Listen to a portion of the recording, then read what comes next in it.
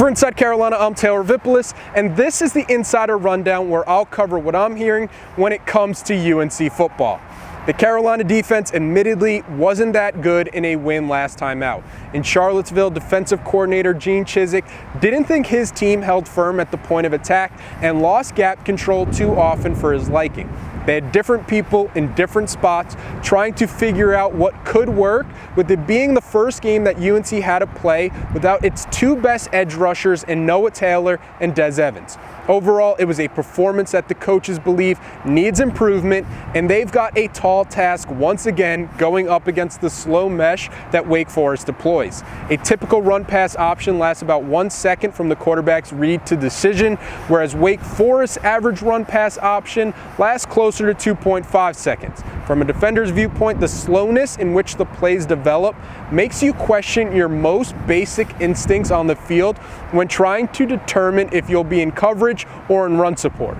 The way to beat the slow mesh, similar to how Louisville and NC State have done it most recently, is with a lot of pressure. You don't let the mesh confuse you, you confuse them with who to block with different pressure from different places. It's going to be a challenge for Carolina because they've shown not to be effective blitzers outside of the occasional dime package, and the front four doesn't create much, especially with Taylor and Evans out. Furthermore, according to Pro Football Focus, Wake Forest's Sam Hartman's grade when kept clean is 90.5 compared to 50.8 when he's under pressure. That grade when clean ranks 18th out of 87 qualifying quarterbacks and drops down to 46 under pressure. That's the name of this game. The Carolina defense is statistically already the 5th worst Power 5 unit in the country, giving up 457 yards per game, and this is a matchup nightmare for that group.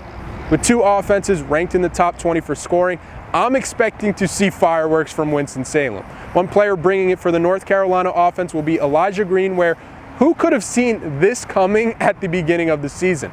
The staff believes he is the most explosive and decisive back right now on the roster.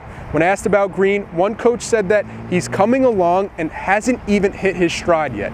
He's trying to build on a career-high showing from last week where he went for 91 rushing yards and 22 receiving yards out of the backfield. That's where he's grown the most as a receiver, with his ability to catch the football. That's something the fans don't get to see. The work behind the scenes, where he's staying after practice with quarterbacks throwing, or he's at the jugs machine for an hour after everyone else has already gone home, or he's throwing tennis balls off the wall to himself to get extra reps. That's the hard work and determination paying off for that young man that you just love to see.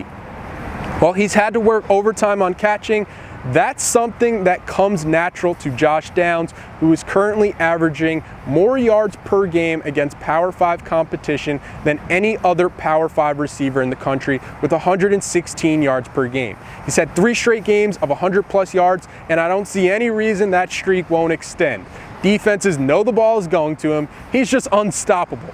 One scout texted me after the last game and said that he's as pro-ready as a receiver could be, comparing him to the Seahawks' Tyler Lockett.